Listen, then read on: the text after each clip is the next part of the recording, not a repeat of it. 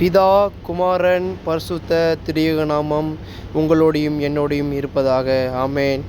கிறிஸ்துவுக்குள் பிரியமானவர்களே, என் அன்பின் வாழ்த்துக்கள்.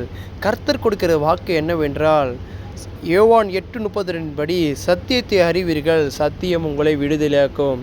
அல்லேலூயா. ஆமேன். சத்தியத்தை அறிவீர்கள் என்றால் கர்த்தருடைய வேத புஸ்தகங்க.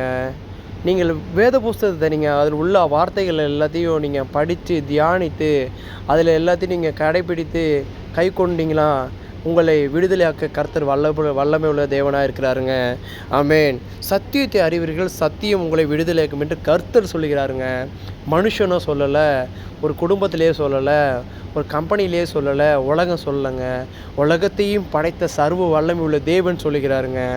இந்த வசனத்துக்கு நீங்கள் கீழ்ப்படைந்து அவருடைய கட்டளைக்கு கீழ்ப்படைந்து இருந்தீங்களா, உங்களை விடுதலையாக்க அவர் வல்லமை உள்ள தேவனாக இருக்கிறாருங்க. அவர் சேனைகளின் கர்த்தருங்க, பரிசுத்த தேவனுங்க. ஆமேன். ஒரு விஷயம், இந்த வார்த்தைக்காண்டி, கர்த்தர் கொடுத்த வார்த்தைக்காண்டி நம்ம ஜெபம் செய்வோம். எங்களை அதிகமாக நேசிக்கிற நல்ல தகப்பனே, நன்றி சொல்லிக்கிறோம் ஆண்டவரே. கர்த்தாவே, இந்த வார்த்தை கொடுத்துக்க நன்றி ஆண்டவரே. ஆண்டவரே, இந்த வீடியோ பார்க்குற ஒவ்வொருவருக்கும் இந்த வார்த்தை இருதயத்தின் ஊற்றுவீராகப்பா. இந்த வார்த்தையை எல்லாருக்கும் ஆசீர்வாதமாக்கத்தாக கெஞ்சி மன்றாடி ஜெபிக்கிறோம் ஆண்டவரே.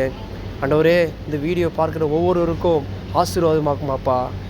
கடன் பிரச்சனைகள் ஆண்டவரே, ஆண்டவரே, நோய்கள் ஆண்டவரே, மனுஷர்கள் புறம்ப தள்ளிட்டார்கள் ஆண்டவரே.